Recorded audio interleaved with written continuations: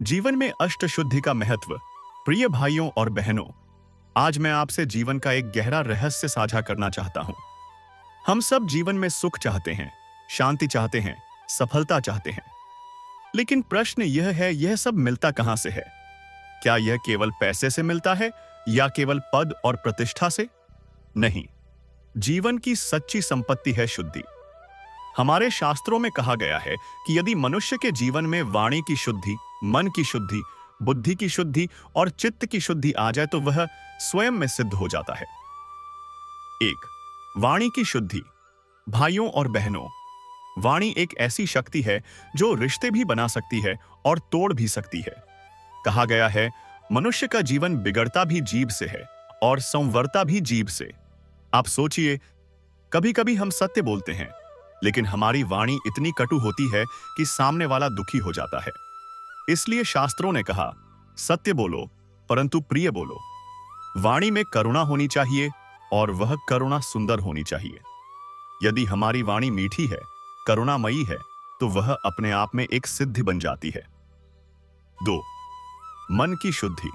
अब बात करते हैं मन की। मन अगर अस्थिर है, ईर्ष्या और द्वेष से भरा है, तो कोई ध्यान, कोई पूजा, कोई साधना सफल नहीं होगी। मन को शुद्ध करना है तो हमें अच्छे विचार, सत्संग और सेवा का सहारा लेना होगा। 3, बुद्धि की शुद्धि। निर्मल बुद्धि का अर्थ क्या है? ऐसी बुद्धि जो सही और गलत को पहचान सके, परंतु किसी के प्रति द्वेष न रखे। रामचरितमानस में लिखा है, जासु कृपा मति पावना, हरि कृपा बिनु नहीं मिले ज्ञान। भगवान की कृपा से ही बुद्धि निर्मल होती है। 4, चित्त की शुद्धि। अब सबसे कठिन और सबसे जरूरी है चित्त की शुद्धि। चित्त दर्पण की तरह है।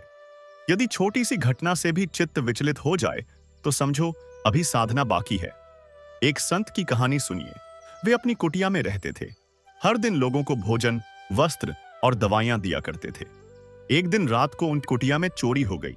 लोग दौड़े दौड़े आए और बोले, महाराज, आपके यहां चोरी हो गई, आपको गुस्सा नहीं आया? संत मुस्कुराए और 3 बातें कहीं। 1, चोरी चोर ने की है, मैंने नहीं तो मुझे क्यों दुख होना चाहिए। 2, चोर सब कुछ नहीं ले गया, आधा सामान अभी भी बचा है तो आभारी रहना चाहिए। 3, चोर मेरे विवेक और मेरे धैर्य को तो नहीं चुरा सका, यही सबसे बड़ी बात है। भाइयों और बहनों, यही है चित्त की शुद्धि। घटनाएं घटेंगी, परिस्थितियां बदलेंगी, कभी सफलता मिलेगी, कभी असफलता, कभी सम्मान, कभी अपमान। लेकिन यदि चित्त स्थिर रहा तो जीवन सफल हो जाएगा। चित्त शुद्धि के उपाय। चित्त को शुद्ध करने के 2 सरल मार्ग हैं। 1, ध्यान, मेडिटेशन। शांत बैठो, विचारों को आते जाते देखो, हस्तक्षेप मत करो। 2, समर्पण, सरेंडर।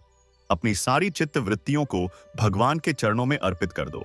जब भी मन भटके, याद करो, मेरा मन कहीं बाहर नहीं जा रहा, यह तो भगवान के चरणों में ही स्थिर हो रहा है।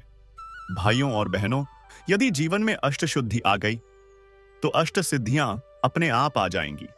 वाणी की शुद्धि से समाज में प्रेम मिलेगा, मन की शुद्धि से भीतर शांति मिलेगी, बुद्धि की शुद्धि से सही निर्णय मिलेगा और चित्त की शुद्धि से जीवन में स्थिरता और आनंद मिलेगा। युवाओं को यह समझना होगा कि सच्ची शक्ति बाहर से नहीं आती, वह भीतर की शुद्धि से आती है। धन्यवाद।